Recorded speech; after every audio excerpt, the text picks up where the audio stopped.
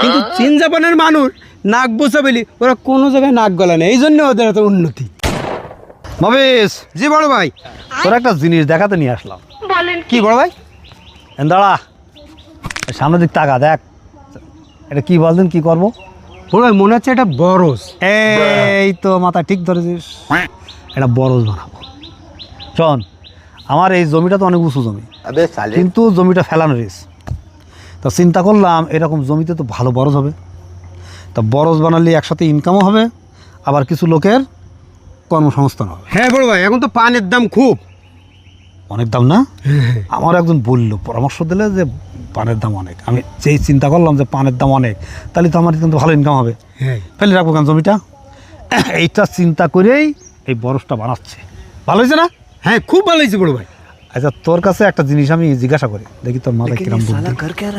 বলতো, বলে।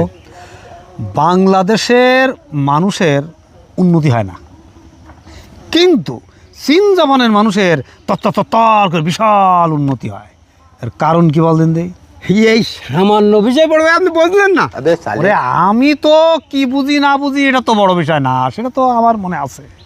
আর তুই কি বুঝিস বা তোর মাথায় কি খেলে সেইটা একটু বল শুনি। ওরে, চীন জাপানের লোকের ওই নাক বোঝা বলি ওদের এত উন্নতি। এই কি বলিস?